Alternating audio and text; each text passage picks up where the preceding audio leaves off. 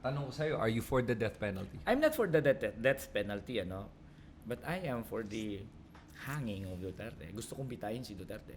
Wow, okay. That's a very morbid ending to our podcast.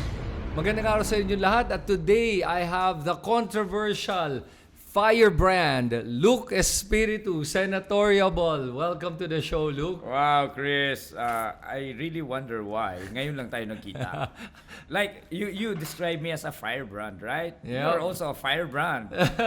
Pero Our alam mo, kindred souls, my God. Bakit ngayon lang? at taga Mandaluyong ka, taga Mandaluyong Yun ako. nga marami tayong commonality. Yes.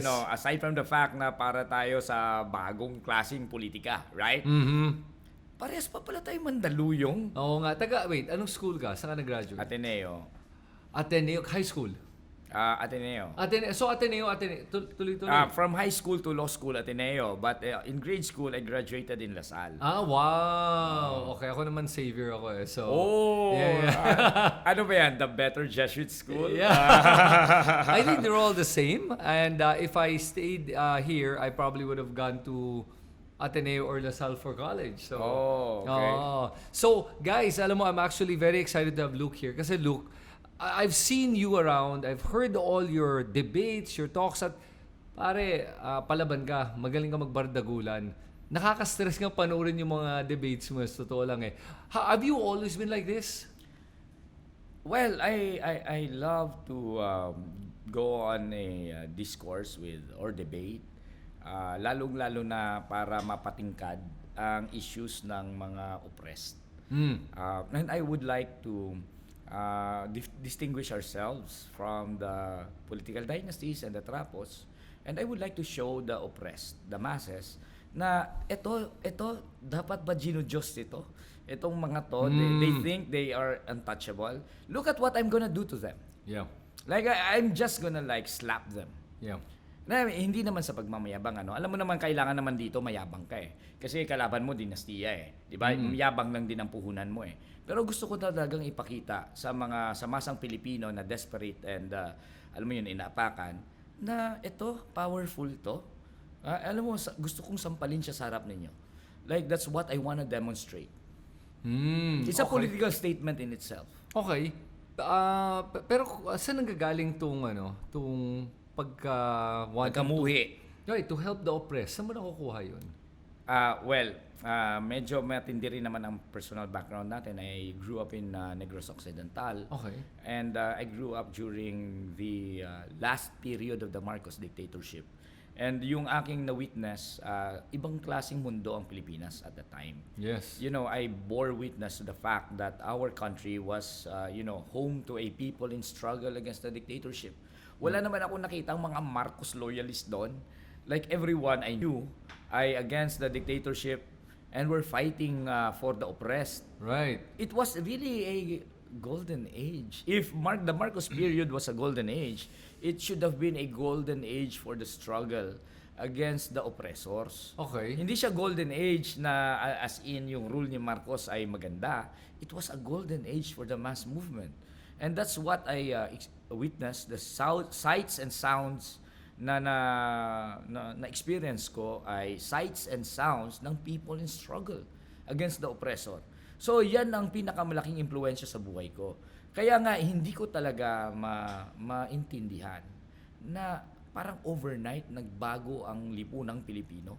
Like I grew up na ang Marcos ay diktador, human rights violator, plunderer.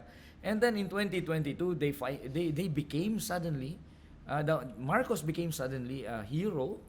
Alam mo yun, parang sila yung naging biktima. Yep.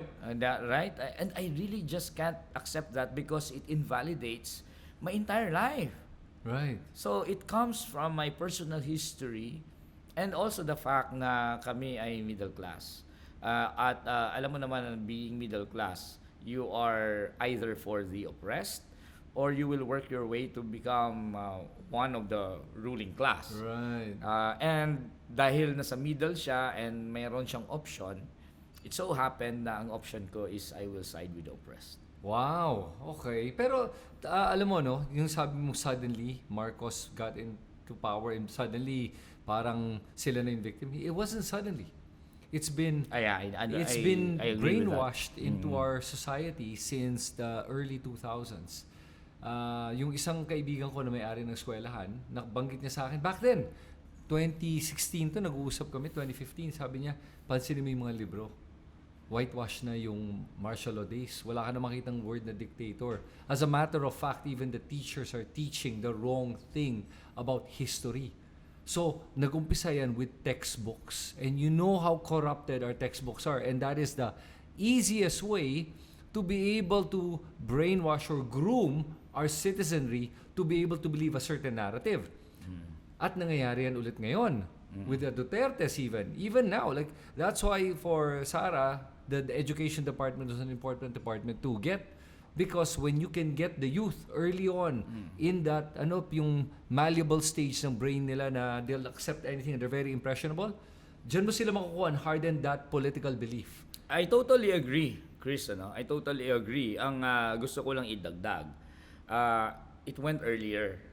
Yes. Earlier than that. Sure. Because pinatalsik natin ang diktador.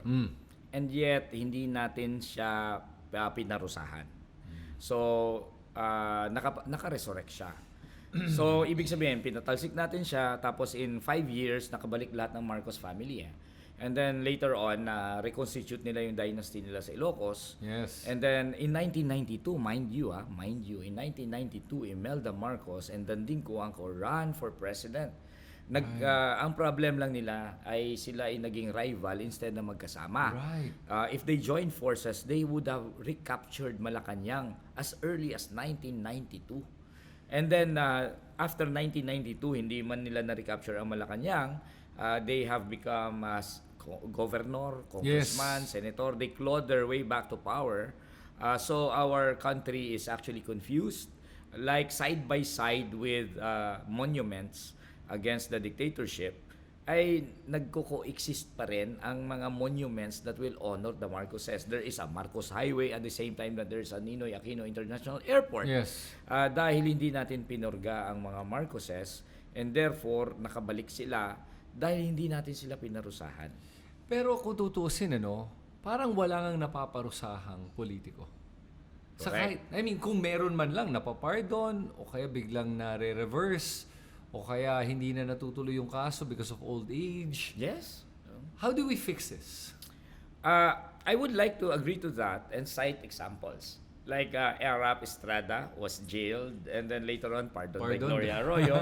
Gloria herself was jailed. Yup. Nagkaroon, kung maalala mo Chris, and I don't know how old you were when Gloria Arroyo was jailed, tapos nagpa-hospital arrest siya, tapos meron pa siyang neck brace. Then after na nawala na si Pinoy, by a miracle ay wala palang neck brace, di ba? And nakatayo from the wheelchair. Nakatayo from the wheelchair. It's a miracle. Si Bong Revilla was jailed. Etong si Estrada, si Jinggoy Estrada was jailed. And then parang laro-laro eh. Yeah. After a while, ay napapalaya sila. Yep. Parang alam mo yon, the ruling class that we have in the Philippines, they can't really afford, even if they're enemies, they cannot really afford na ang kasama nilang ruling class from the dynasties ay mapakulong kasi it will also reflect on them. 'Di ba? Kasi kung ipakulong mo na yan ng todo-todo, halimbawa pinakulong ni Gloria si Erap, pero kung itutuloy niya yan hanggang final judgment, babalik din sa kanya yun kasi corrupt din siya di ba? Yeah. Like Erap was jailed for plunder, pero si Gloria ay matinding plunder din naman. Yep. So kapag tinuloy-tuloy niya ang pagpapakulong kay Erap, it will become a precedent against her. Okay. So yung ruling class natin talaga ay hindi naman para dun sa final settlement or resolution ng whatever na naging nakakasangkutang crime ng mga public officials. Yes. Nasa interest nila na palayain kahit na rival na kandidato yan or rival na member ng kanilang sariling uri, no? So, what we really need is to really push for yung talagang final na punishment kasi makakapag-establish ng president yan. Kaya I really welcome yung pagka-aresto kay Duterte. That's a big one. That's a big one. The ICC. If nagkaroon ng final judgment dyan, ang tindi kaya ang tindi ng mga leksyon na maaaral ng mga generations to come. Kasi pag nakulong si Duterte at nagkaroon ng final judgment sa Hague, masusulat sa history Yes. na kapag ikay mass murderer, itong mangyayari sa'yo. I mean, you cannot revise history in that way, Yes. di ba? I mean, mapag-aaralan yan. At hindi lang yon, sa ICC walang pardon na yan. Wala na, tapos Wala na yan. na. Because wala na siya within the Philippine jurisdiction. Yes, oo. Kasi pag dito siya nahusgahan, easily a president can pardon him. Yes. Tapos we're back to that same cycle. Yes, correct yan. Speaking of the ICC, I love that you talked about that. Sige, it's a very important topic. Yan ang isa sa mga mainit na usapan ngayon. Ano? What is your take on Duterte's, or the supporters' claim na walang due process? Clearly, hindi naman totoo yan. Diba? I mean, na umabot yan sa pag-iimbestiga ng ICC ng mga complaints Yes. at pagkakaroon ng mga witness and pag-gather ng evidence. Wag nilang ihalin tulad ang International Criminal Court sa justice system sa Pilipinas. Ang justice system sa Pilipinas medyo may problema na Yes. hindi professional ang pag-gather ng evidence. Medyo ang ating mga investigador dito ay nagre-rely sa mga haka-haka. Pero ang ICC kasi well-documented. Ang mga pagpatay sa ilalim ni Duterte, ang mga statements ni Duterte regarding killings, endorsing yung pagpatay ng mga so-called addicts and yung mga peddlers ng drugs. So, ito ay evidence-based. May mga witnesses. Yep. May mga witnesses even from among not the diehard Duterte supporters, but the death squad. Okay, The Davao Death Squad, yeah. Diyan sila Matubato, sila Las Cañas. As a lawyer, Chris, we are very well cognizant of the strength of the evidence sa isang kaso. Yung mga testimony nila Las Cañas at saka ni Matubato, my God, Yeah. strong pieces of evidence Yeah. because they were part of the Davao Death Squad. Yeah. And they could really point to Duterte as the mastermind. Di ba? I mean, wag naman nila ihalin tulad sa justice system dito sa Pilipinas, sa investigatory mediocrity dito sa Pilipinas. Doon sa ICC naman, hindi naman yan mag-consider ng mga walang kwentang mga evidence. Di ba? Ay dumaan yan sa proseso, winay ang evidence, nag-issue ng warrant, tapos si Duterte himself accepted, di ba? Yes. Sabi niya, challenge niya pa ang ICC. Di ba? Oo. Bakit ang tagal nyo naman? Punta na kayo ngayon Punta na. na kayo ngayon na, kinuha lang kanyang bluff, di Yeah. ba? So really, ang sinasabi na walang due process, that's really crazy. Yeah. And not only that, I think to be honest with you, swerte nga niya na ICC Kasi kung tutusin, nakita mo yung detention center, parang senior citizens home. Parang hotel, nasa hotel Yeah. siya. May sarili kang TV, may sarili kang banyo, may kwarto ka, may bintana, you have recreational time with the other people there, na konti lang kayo, meron ka medical staff, lahat kompleto. It's a senior citizens At ito ang home. matindi dyan, Chris, walang death penalty. Oh, O at least hindi siya mabibitay, di ba? tanong ko sa'yo, are you for the death penalty? I'm not for the death penalty, but I am for the hanging of Duterte. Gusto kong bitayin si Duterte because that's a different case. That's a different case. For me, it's a political question. It's just the same as, hanging the Nazi war criminals. Yeah. Ganung level siya. I mean, si Duterte is not an ordinary murderer. He's not. Is not. Of course, in the Philippines, I don't want death penalty to be imposed because ang talagang magsasuffer lang yan ay ang mga mahihirap. Yes, Alam mo naman ang justice system natin dito. We have a teacher na na-convict for 11 years for 5,000 pesos lang na involved. Teka lang, hindi ba na-reverse yun? I don't know if it was reversed, but convicted yung teacher na yun. Yeah, I heard about that. That's crazy. Di ba? For 5,000 pesos, 11 years ang sentence, while yung 125 million na nilustay for 11 days ay hindi nakulong. So, ang ibig lang sabihin nun, pag nagkaroon tayo ng death penalty dito, sino ang most likely na mamamatay? Yeah. Yung mga simpleng mga bagman, yung mga simpleng mga maliliit, small fish. Yep. 'Di ba? I mean, nung nagkaroon ng PDAF issue, Mhm. 'di ba? Si Enrile never tasted a single day in jail, pero si Gigi Reyes na simpleng staff niya ay Yes. nakakulong, right? Yes. Yun yung mga made-death penalty. Hindi si Enrile, kundi yung mga Gigi Reyes. So I'm not for death penalty. But Okay. I will always tell this.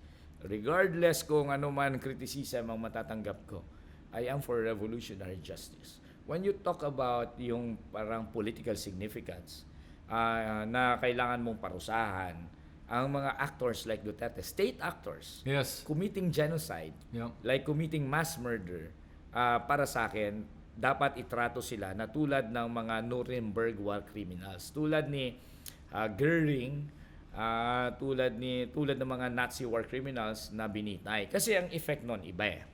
Like in Germany right now, they are so ashamed of their Nazi Yes. past. Why are they so ashamed of their Nazi past? Kasi binitay yung mga Nazi eh. Yeah. Imaginein mo kung hindi binitay yon. And etong mga Nazi war criminals, they go about and reclaim power. Di ba? Yeah. Hindi sila magiging ashamed. Right. Pero dahil binitay sila, alam natin ang conclusion ng pagiging Nazi, pinatay mo ang 6 million Jews, at talagang you conducted a war of aggression against the entire world, binitay ka. So, the objective conditions are there for your consciousness to adapt and say na talagang nakakahiya maging Nazi. Sa Pilipinas na walang ganon, we are suffering really from hindi ko maintindihan, parang split personality eh. Split personality talaga, Chris eh, kasi yung mga pumapalakpak sa war on drugs, Yes. sa mga Oo patayan. nga. Nakita mo ba yon? Yung mga ilan dyan na nagja-justify ng war on drugs, okay sa kanilang patayan. Yes, totoo. Ay mga religious? Yes. Di That's ba? the irony. Irony, yung hypocrisy nun. Yes. Di ba? It confuses us. Pero kung bitayin mo yan si Duterte, ay wala ng question. The Pero- war on drugs ay masama. Yeah, pero alam mo, no, yun yung interesting dito is kahit naman ilang beses mo makausap ang mga supporters ni Duterte, ay ang lagi nilang sinasabi ay ginawa naman daw niya yan para sa karamihan. Anong masasabi mo sa mga ganong logic or line of reasoning? Sa karamihan. Oo. Okay. Ang mga unang-una, I don't even see na yung pumapalakpak sa war on drugs ay galing mismo sa masang Pilipino. Ang tingin ko dyan, nanggaling yan sa uri natin. It comes from the middle class. Sila, tulad ni Sasot, tulad ng mga... like I was surprised, Chris, ano? I went into a, nakipag-dinner ako sa pinsan ko. Ang mga pinsan ko, mga abogado yan. I mean, they're really middle class. Okay. Mga doktor sila. At merong asawa ang pinsan ko na abogado rin. And during sa dinner na yan, talagang rabid lawyer siya, pro Duterte. At okay sa kanya ang war on drugs. Bakit? Kasi ang mga so-called addicts na pinapatay, ano ba itsura nila? Yeah. Ang itsura nila, tsurang squatter. Yeah. I mean, sila ay naka-sando, gula-gulanit, naka-shorts, Tsinelas. naka-tsinelas. Pinatay sila, nakahandusay sila sa kariton. Mhm. I mean, even before the war on drugs, the middle class would have that class bias against the poor. Di ba? Bigyan kita ng halimbawa. Halimbawa, sa isang exclusive village mo, subdivision mo na middle class subdivision, may katabi kang squatter doon. Di ba? You will feel so insecure. You wanted this squatter community to be demolished. Right. In fact, if you see their children, sasabihin mo, wala kang simpatya sa kanilang mga anak. Sasabihin mo, anak sila ng anak. Wala naman silang mapapakain. And if you see a demolition team na pinapalaya sila, you will applaud the demolition team. In fact, kapag sila ay tinatanggalan ng hanapbuhay, mga vendor sila, wina-wash out sila sa marketplace kasi nandun sila nagbebenta sa mga daanan, okay sa atin yon, di ba? I mean, we're just okay because they're poor, di ba? I-reimagine mo, kung tinukhang halimbawa ni Duterte ang mga taga-BGC, kasi marami namang nagda-drugs dyan eh, party drugs pa nga Yep. Kung tinukhang niya, instead na gula-gulanit ang mga damit, ay naka-party dress, mga mistiso. mga mababango. At instead na nakahandusay yan sa kariton ay nakahandusay sa kanilang Montero. Do you think sasabihin nila okay ang pumatay ng adik? Do you think that public opinion will turn in favor of the war on drugs? Baka mabilis pa sa alas 4 sasabihin ng lahat, itigil na natin tong war on drugs na to. Mind you, even yung mga anak ni Duterte ay, Oh, yes. di ba? Like sino to? Si yung youngest. Si Baste at saka si Kitty. Si Kitty, ano sabi niya? Wake and bake. Yeah. Right? Pero wala. Di ba? Walang condemnation. Right. Right? Kasi si Kitty Duterte yan eh. Ah. Malinis, 'di ba? Mabango, 'di ba? So, we have this bias against the poor. So when they actually say na ito'y nakakabuti sa lahat, they're actually saying na we have to exterminate the poor. Imaginein mo yung social base na I call it Dutertismo eh. The social base really of Dutertismo is middle class. And you would say, paano mga OFW? Well, the OFW, they have a certain position na mas angat sila sa ordinary worker. Okay. Sila nga nang bubuhay sa pamilya nila dito eh. And the middle class will really feel that kind of insecurity against the poor. They would be insecure about the poor kasi feeling nila ang crime ay nanggaling sa squatter community. Lahat ng mga masasama ay galing sa squatter community, lahat ng mga akyat-bahay ay galing sa squatter community, and they even link yung mga paggagamit ng droga ng mga mahihirap sa rape. Yes. Sige nga, sige. Sorry to cut you off. I want to ask you that, how do you then, paano mo ikukwento or paano mo kukumbinsihin ang isang tao na nagsasabi nga na gusto lang naman niya ng kapayapaan at mas maganda itong ginagawa ni Duterte para magkaroon tayo ng kapayapaan at seguridad sa ating mga lungsod? Pero alam mo, Chris, para sa akin kasi, ang class bias is class bias. I really wanna empower the oppressed. Alam mo, ang middle class hati eh. Tayong middle class hati. Merong mga middle class na galit sa kay Duterte and for good governance. Pero may mga middle class din na tulad natin na for Duterte kasi tingin nila Duterte provides security. 'Di ba? Really ang solusyon dito ay bakbakan talaga ng class class background eh. I mean, ako for the pag-organize ng oppressed as a movement. So, hanggat ang oppressed ay silenced, wala silang boses, and our politics will now be simply mediated by the middle class, by the petty bourgeoisie, medyo ganun ka-fractured talaga ang ating politics. So, I will not convince those who can never be convinced. I will do battle with them. Perhaps if I do battle with them, they will see the logic of my arguments. Like, hindi naman ako unfamiliar sa fact na dahil ako ay hard-hitting sa Duterte and Marcos, there are others na, alam mo, they see me as, may sense naman ang sinasabi niya. So, I will not seek to convince you. I will do battle with you. I will debate with you. Bakbakan tayo. And wala akong pakialam kung makonvince ka o hindi.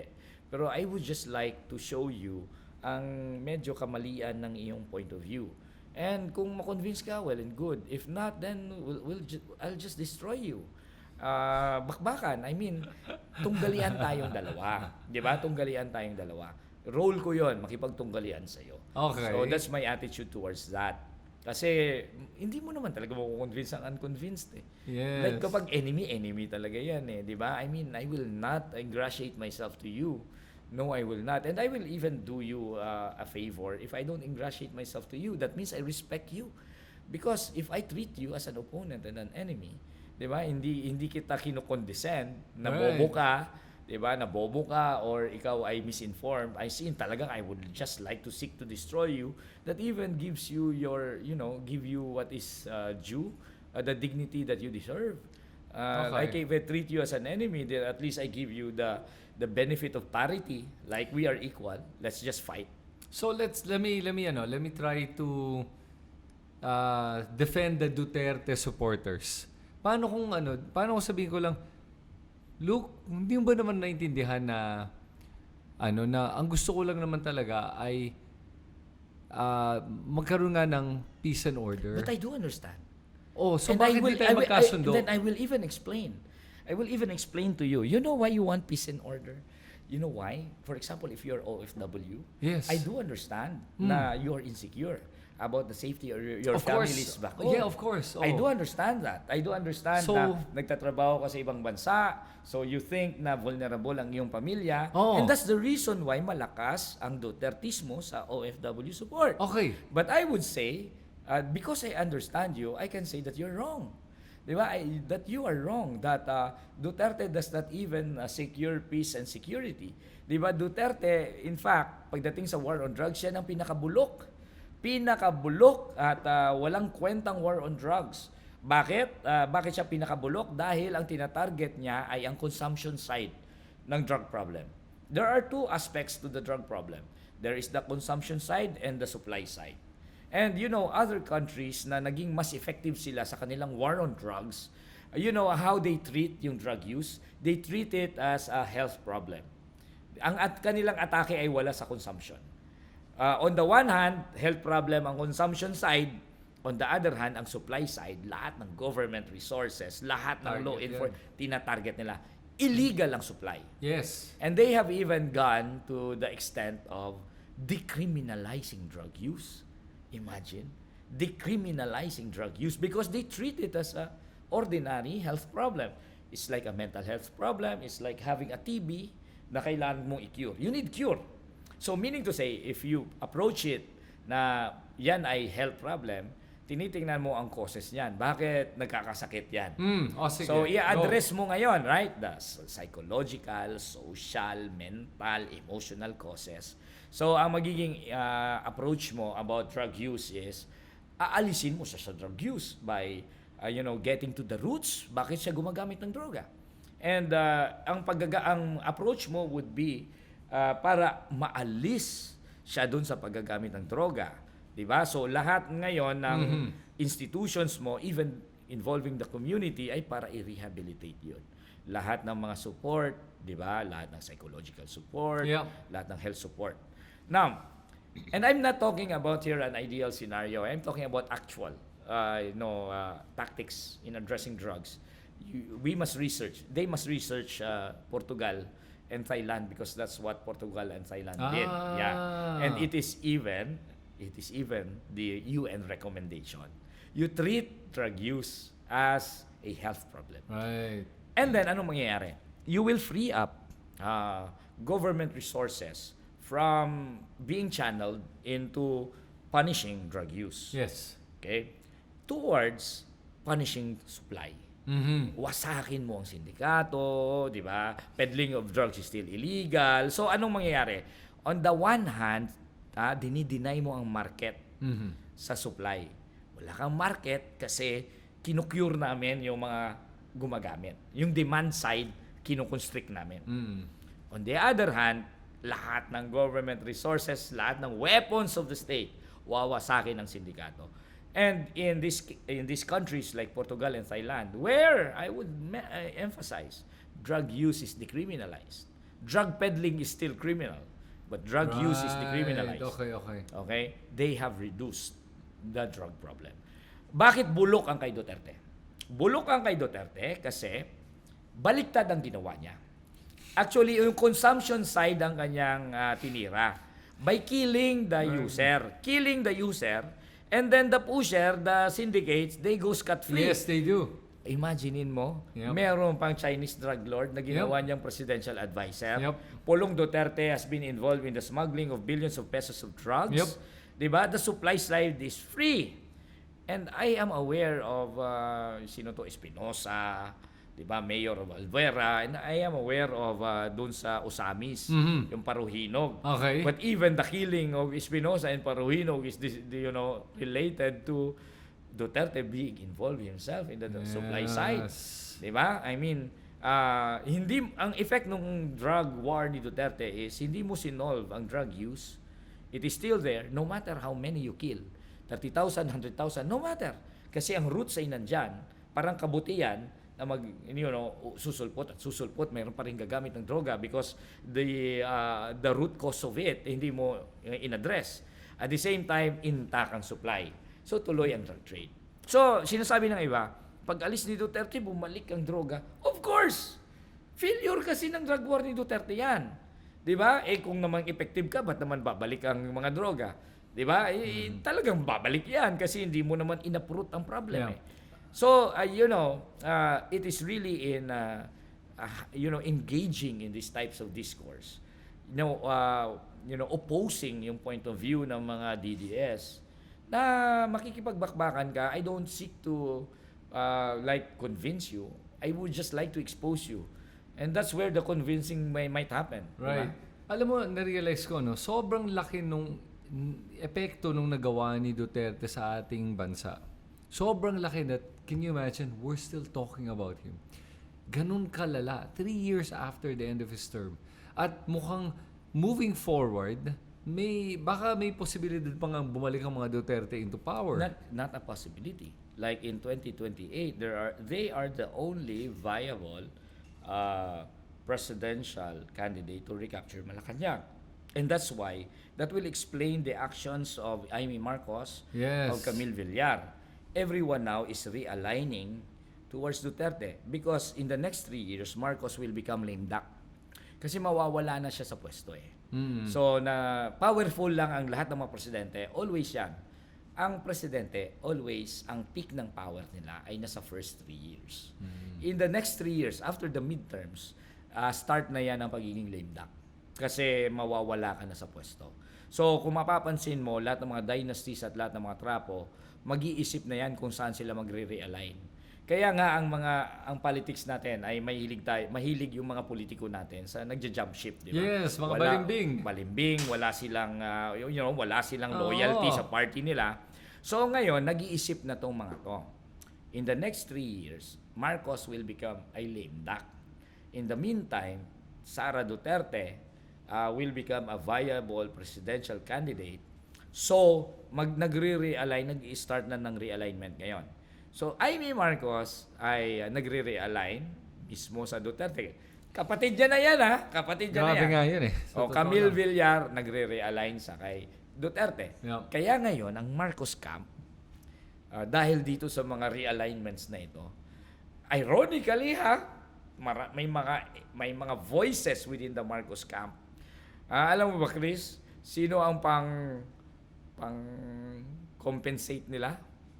And they are toying with the idea of supporting Kiko, Bam, Heidi, Luke. Right. I heard that. Yes, Have I you heard heard that? Yeah, yung strategy na by voting Kiko and Bam, Luke and Heidi up, you actually eliminate yung mga posibilidad na makapasok yung mga Duterte camp from the top 12. Yes, and that means the Marcos camp is really desperate now. Kasi once na nakabalik ang Duterte and nagre-realign kay Duterte, talagang Bongbong Marcos will really be in danger. Di ba? Yung balik sa kanila. Di ba? Yeah. So, yun yung explanation kung bakit kahit na siyempre anti-Marcos naman tayo, anti-Marcos naman si Bam, si Kiko, si Heidi, anti-Marcos naman ako, they're toying with the idea na supporting us. Di ba? Kasi sobrang desperate. Kasi mas matindi ang threat ng Duterte. Well, not just that. I think naman kasi, if you look at every politician, there are parang certain rules of this game na we can argue, we can be on the polar opposites of the political spectrum, pero at the same time, yun ang isa, may respect to each other, that we stay within the rules of the game. Duterte threw out that rule of the game and just said, pagkalabang ka, papatayin ka o ikukulong ka. One of the two, your liberty or your life, pick one. And I think that's what will happen in 2028. The Dutertes are very vindictive. Nakita natin yun At sinasabi na nga ni Baste, kung manalo si Sara, anong gusto niya? Gusto niya Department of Defense, tapos hahanapin daw niya lahat ng mga kalaban ng Duterte at with the way they speak, mukhang papatayin nila lahat.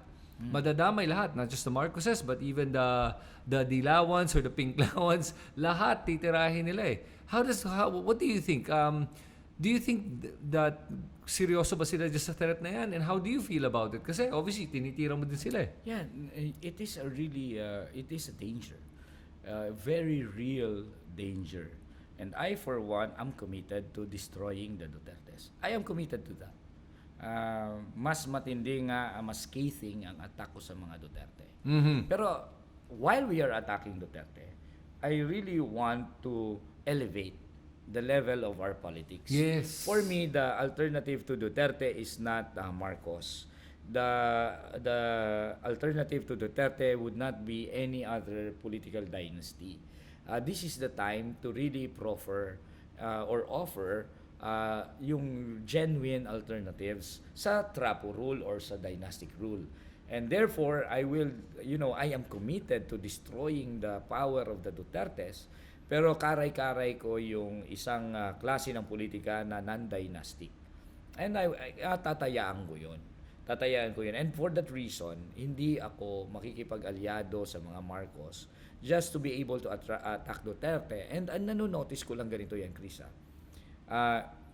Kapag nakipag-compromise ka sa Marcos, sa totoo lang, napapansin ko yung mga nagko-compromise sa Marcos, mas weaker nga ang attack nila kay Duterte. Mhm. Yeah, Really? mas weaker. Yung kami na hindi nagko-compromise kay Marcos, mas stronger ang attack namin kay Duterte. We are more committed in destroying Duterte. Bakit mo lalabanan si Duterte? Anong mas malakas na motivation? Kung lalabanan mo si Duterte tapos ang binibitbit mo ay alternatibo, I mean, yung politika ng mga oppressed, ay talagang tooth and nail you will fight Duterte, right? Mhm. You will really prevent the regaining ng power nila. Yes. Because you are for a different goal, which is really to bring back, to bring out or to carry yung alternatibong politika. Pero kung ang iyong purpose ay atakihin mo si Duterte para makasurvive si Marcos, that makes you even vulnerable to compromise. What if Marcos cannot be saved? Then, magko-compromise ka kay Duterte? Yeah. Diba?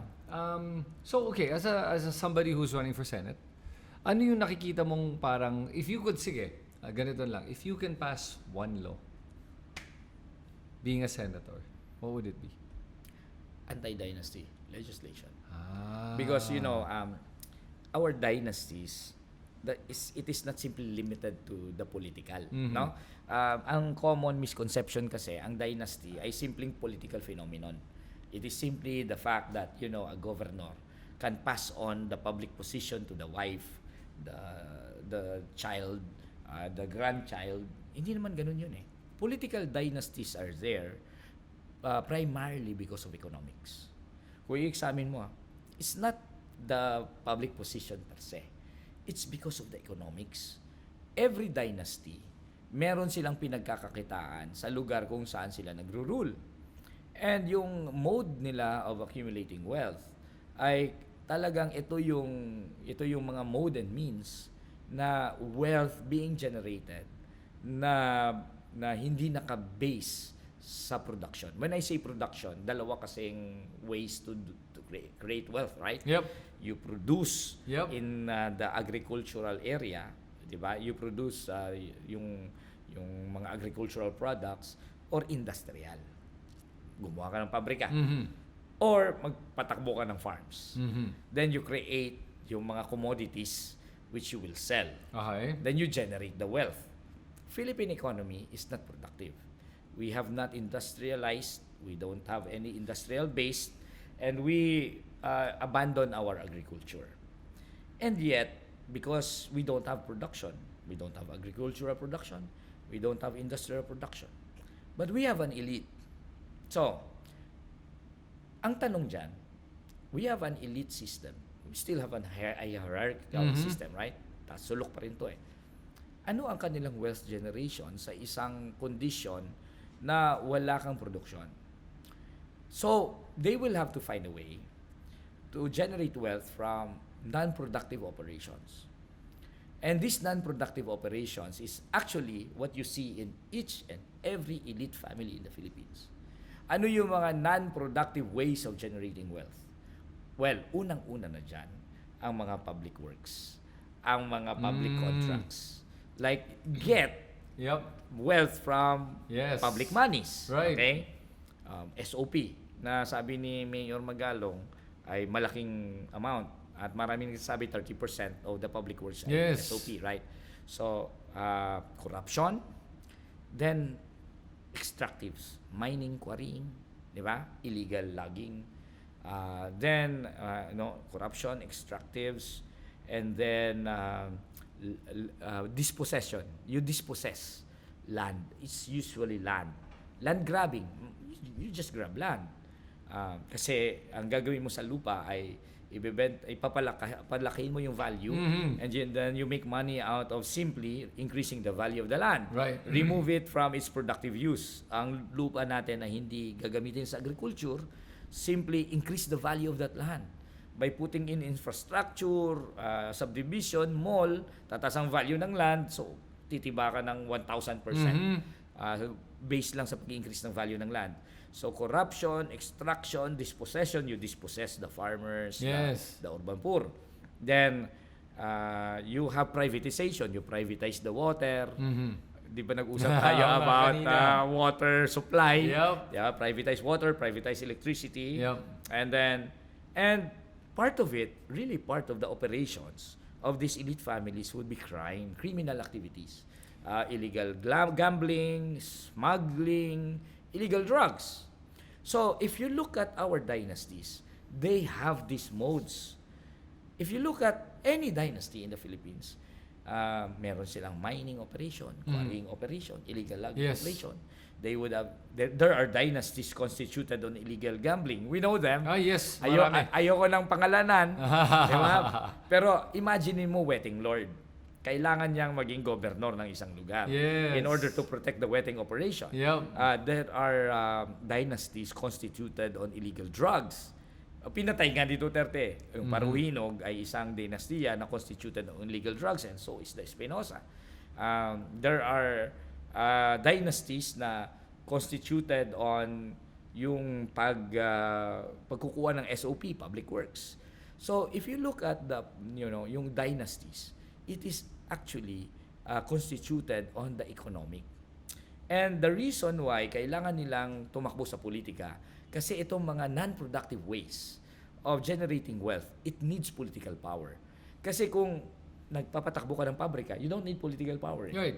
Kasi recurring, as long as nagpo-produce ka, Yes. diba, recurring yung wealth accumulation mo. Pag you're engaged in agriculture, recurring yan. But how can you make corruption recurring? How? You have to capture political power. Kasi hindi pwedeng one time na mag-SOP ka. Oo. Kailangan all the time nag-SOP ka. Di ba? How can you make illegal gambling recurring? Kailangan mo talagang mag-capture ng political power. Di ba? Right. How can you make mining recurring? Di ba? I mean, it's by itself, by its very nature, kapag wala kang political power, titigil yan. Di ba? So, all of these dynasties are constituted on the economic, and the political is incidental to the continuation of the economic operation. And that's the reason why all our dynasties cannot avoid passing on the position. Kasi it is a matter of survival for them. Right. Pagka hindi sila naging governor, hindi nila hawak ang public office, mamamatay ang kanilang pamilya. Mawawalan ng control sa economic operation na yan. Di ba? So that's yun ang itsura ng dinastiya natin. Pero alam mo yung problema dyan, I think also kasi nakukuha nila yung support ng karamihan ng ating mga mamamayan. Like, they're still voted back eh. Corruption for me, when I talk about corruption, starts from the grassroots. From the very people that vote for them. Ang kapangyarihan ng mga politiko natin ay nanggagaling doon sa base nila. Pag na-withdraw na yung support na yun, mawawalan sila ng kapangyarihan. The Dutertes are very strong because malakas yung kanilang base. Pero pag tinanggal mo yan, they lose their power. In every one of them. And that's the problem. Di ba, campaigning now for councilor going around, napapansin ko na ang karamihan ng ating mga kababayan, tingin nila wala silang kapangyarihan naman, kaya boboto ko na lang yung pare-pareho na lang. But what I remind them is, sa inyo nag-uumpisa, yung corruption nakikita mo, sa inyo nag-uumpisa. If you're corrupted with your vote, then the whole system is corrupted. Pero they don't see it that way. Tama ka doon. Alam mo, you're very, very familiar with this kasi as you go around that you're running for councilor now of Mandaluyong, by the way. Mhm. And I support you. Oh, I thank support your candidacy sa Mandaluyong. Dito rin naman ako sa city na ito. Now, tama ka doon. Pero except that, ang pagboboto sa mga dinastiya, it is either coerced consent or Yan. manufactured consent. Bakit coerced consent? Because our dynasties, they have the monopoly of public funds and public services. At marami silang mga espiya down to the household level. I'm sure alam mo to. Down to the Yes, household level. meron, yes. 'Di ba? Nililista na nila sino ang contras Yes. partidos, 'di ba? So kapag ikay nakalista na contras partidos ka, and I don't mince words. Sorry Chris, halimbawa ang Abalos dynasty dito sa Mandaluyong, okay? They will know kung sino ang ayaw sa Abalos, and ang consequence nun ay matindi. Wala kang public service. Pagka ikaw ay contras partidos, identified ka, wala kang tupad, AIX sa AKAP, wala kang public health service. Pag pumunta ka sa ospital, wala kang gamot. Pagka namatayan ka ng relative, wala kang tent na maitsura nila, wala kang masusulisit na kabaong, wala kang maip-ip, medical pork barrel, wala kang basket of goods tuwing Christmas. Tapos aside from that, i-deny nila ang public service sa iyo. Aside from that, our dynasties are very much capable of intimidation, harassment, right up to killing. They're violent. They can kill. I don't have to give examples. That's very well known. Many people have died because they oppose the dynasties. In fact, our country, the Philippines, has become the deadliest place for broadcasters and media practitioners. Yes. Because kapag ikaw ay media practitioner, broadcaster ka sa radio, pag criticize mo yung dynasty, patay ka, di ba? They kill. And then at the same time, they have the access to our social media and our traditional media. May isang article minsan na nabasa ko na ang pag-maintain ng troll farm ay indispensable na sa lahat ng elections. And yung mga dinastiya, hindi lang naman si Duterte at saka si Marcos ang merong troll farms. Even our dynasties in the local areas, mga governor, mayor, may mga troll farms na. Yes. Right? So they could coerce consent and manufacture consent. So if you coerce and manufacture consent, yung consent ng masang Pilipino ay false consent. So they have that power. Talagang nakagapos sila sa ganitong sistema. And kaya nga, ang isa sa mga plataforma ko talaga, Chris, is really to pass an anti-dynasty law. We must break this kasi nagiging vicious cycle eh. Yung tama naman ang sinabi mo, di ba? Like the voters, if they reject the dynasties, walang power sa kanila yon. Right. Pero at the same time, how can they reject the dynasties? Yari sila. So saan magsisimula? Vicious cycle eh. The more that they vote for the dynasties, the more they are oppressed. The more they are oppressed, the more that they will have to depend on the dynasties. We have to have something na i-break yung cycle na yan. And para ma-break yung vicious circle na yan, kailangan natin mag-pass ng anti-dynasty law.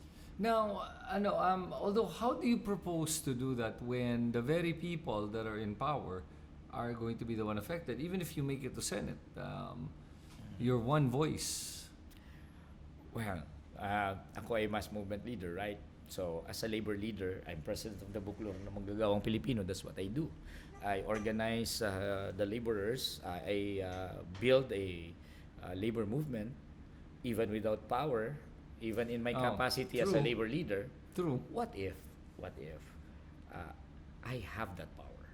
What if I capture the office of the Senate? What if I can use the prestige, the resources of the Senate?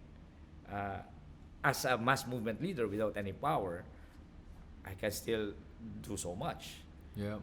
But with power, meaning to say, I will not simply be a legislator that will propose a piece of legislation and allow the dynasties to talagang papatayin lang yung piece of legislation na yan. Like I can use the office of the Senate, the resources of the Senate to go back to the oppressed and drum up support for the anti-dynasty measure. And I assure you, Chris, I very much intend to do that. Use the office of the Senate, the power of the Senate to raise the level, can be accomplished by my being a mass movement leader. What do you think right now of our Senate? The composition of the Senate, how they performed? Anong rating mo sa kanila? Okay, our Senate is composed of artistas and clowns. Okay? Yeah.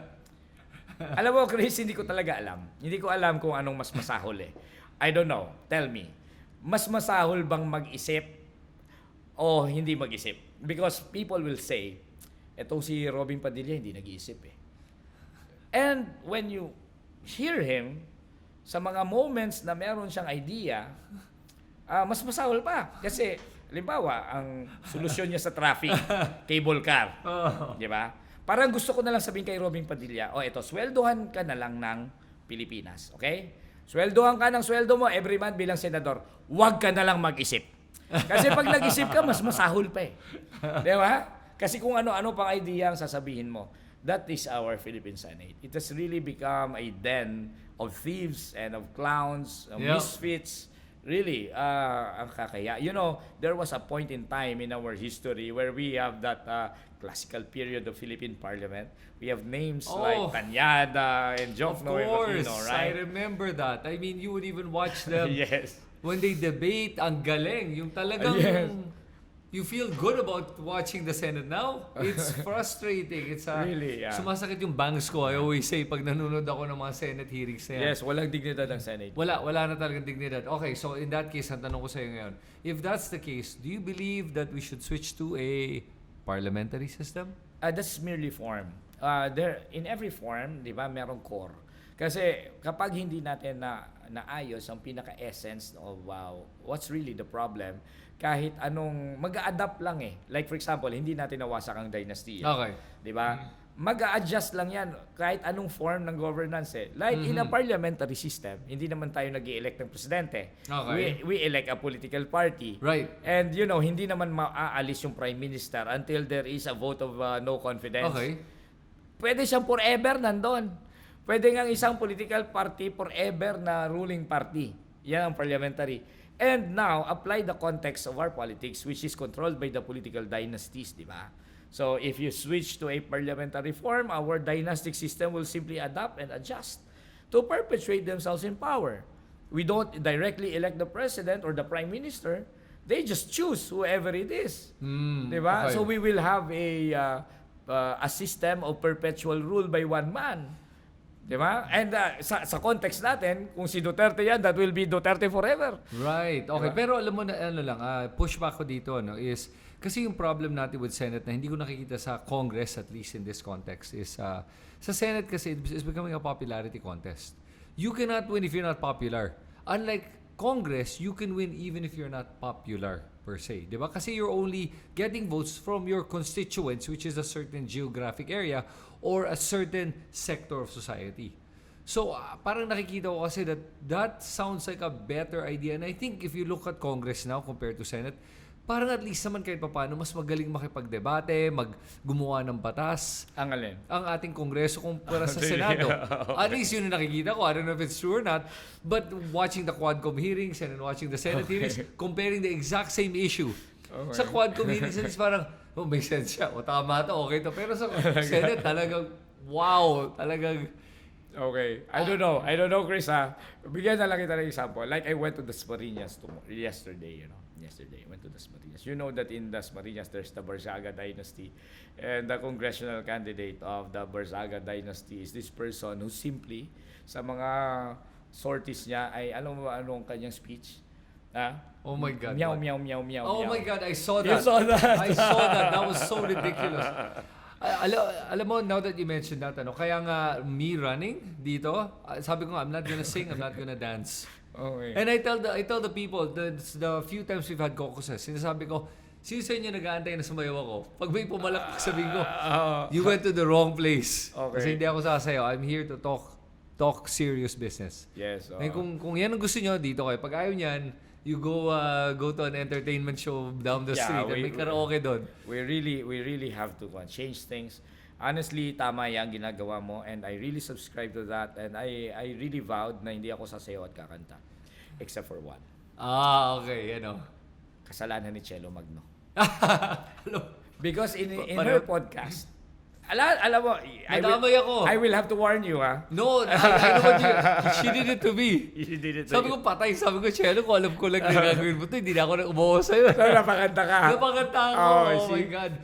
Sinama pa nga niya ako sa Christmas jingle niya. Sabi ko, patay tayo. It was so bad. That's the first and last time that I'm gonna sing no more. I know. Sabi ko, grabe yan. Si Shelo, napakanta ka rin pala. Oh, Lahat yeah, pala napakanta napakanta ko. niya. Yeah. Ikaw, Luke Espiritu, napakanta ni Shelo. Napakanta niya ako. Pink Bano. Pony Club, Chris. Oh my God. Na Okay. asintonado.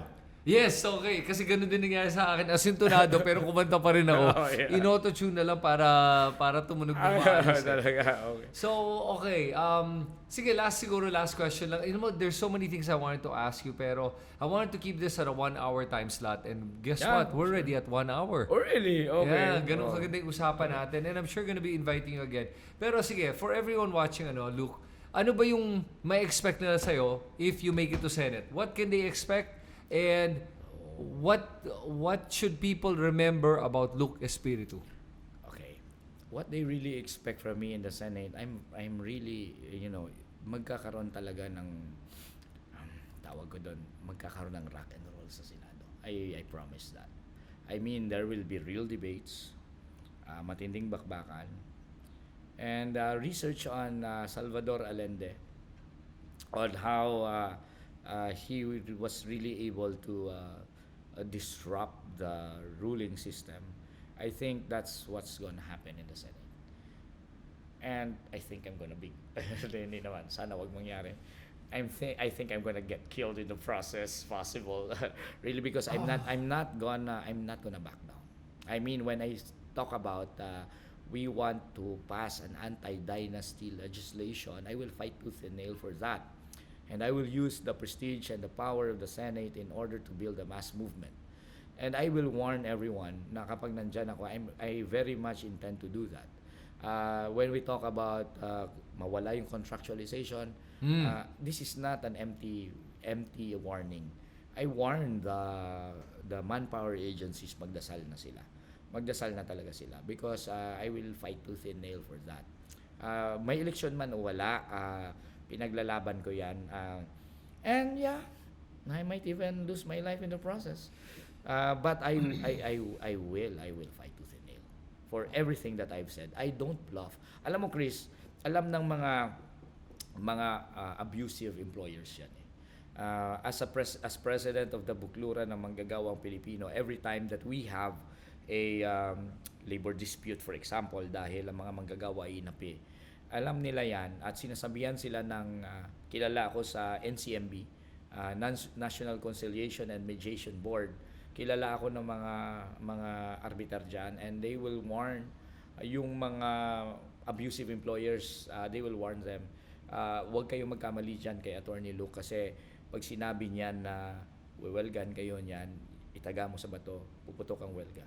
Meaning to say, pagka lumaban yan, lalaban yan, walang bluff dyan. And yan din mismo ang sasabihin ko sa kanila. Wala akong bluff. I mean, when I say na wawasakin namin ang political dynasties, I will really do that. At even willing to die in the process. I'm not joking. I don't bluff. I am not joking. Wow. Okay, that's a very morbid ending to our podcast. But thank you very much, Luke. And grabe, nakita ko yung conviction mo dito. And I like what you're fighting for. And I wish you the best. And for everyone watching, ito yung pagkakataon nyo to be able to make a real positive change sa ating Philippine politics by voting for Luke Espiritu. And we should collaborate. Yes. In the Mandaluyong area. Yeah. May sasabihin ako sa iyo. Okay. Brad ko si Benhur Abalos. Okay. And I will tell you, between my anti-dynasty conviction and brotherhood, mas mabigat ang anti-dynasty conviction ko. Wow. Yeah, mas mabigat yun. Okay. So, this should not be the end No, of our definitely not. interaction.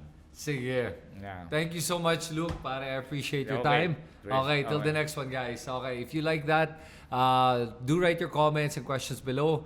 Subukan namin sagutin lahat yan, ha? Salamat, Luke. Thank you, everyone. Thank you, Chris.